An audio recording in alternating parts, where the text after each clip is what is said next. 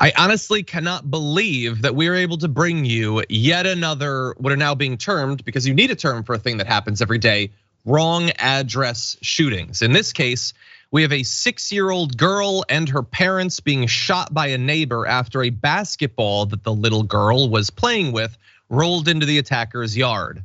This happened on Wednesday, North Carolina, so you can add yet another state to the place that this just routinely, casually happens on a daily basis.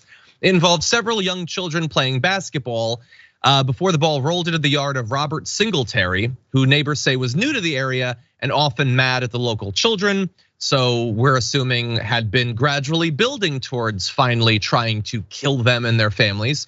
Witnesses say that Singletary ran out of his home upset after the ball rolled into his yard and began firing a gun at a neighbor.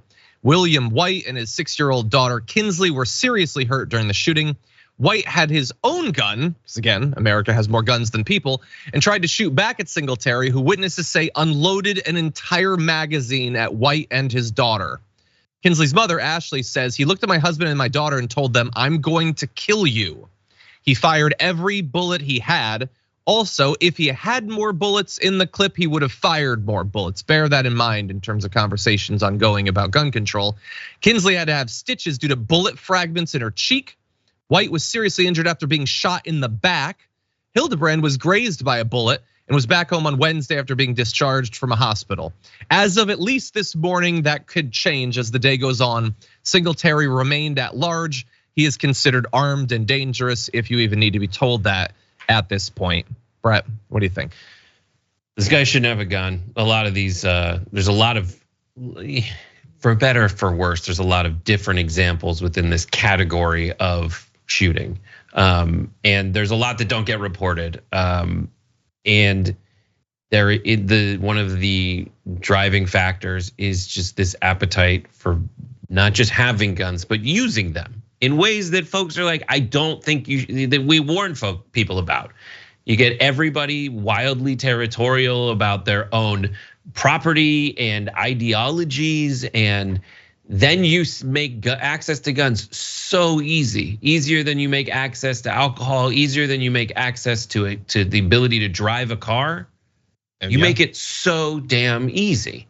And these are the problems. Do you want to solve them? No, they don't want to solve them. They love having people like this. The people who create the situation where you can get a gun this easily and use it this way have a whole lot of other stuff they use exactly this kind of person for, and they're not willing to give those things up either. They need them to build out their tent so they can pass tax cuts for the rich, and that horrible alliance that is played out in every second of every bit of coverage on Fox News is really a cancer eating away at society. And it results in stories like this, where the guy has to fiercely defend himself in his mind from the ball going out of bounds. 100%.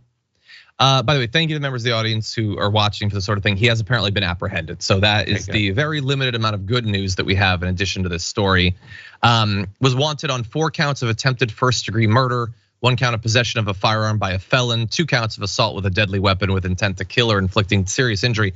By the way, he was already awaiting a trial on felony charges from last December in which he beat his girlfriend in the head with a mini sledgehammer and forbade her from leaving his apartment until she had cleaned up the evidence. I don't know all of the details, but I would say generally when someone is, what do we always say?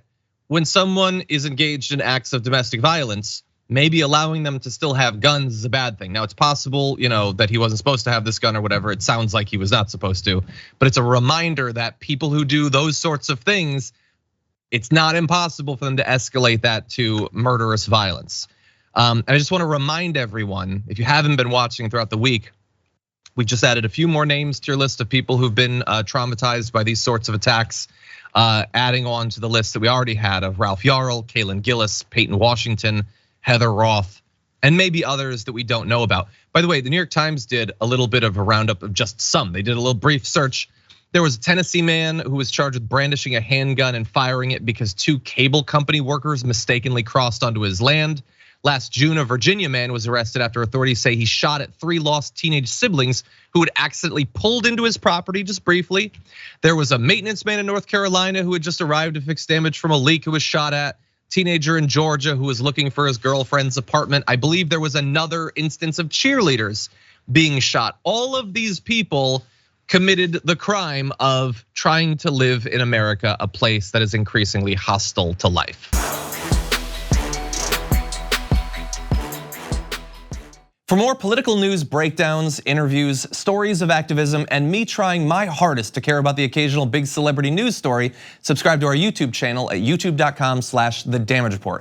And you can ring the bell wherever it is so you don't miss anything.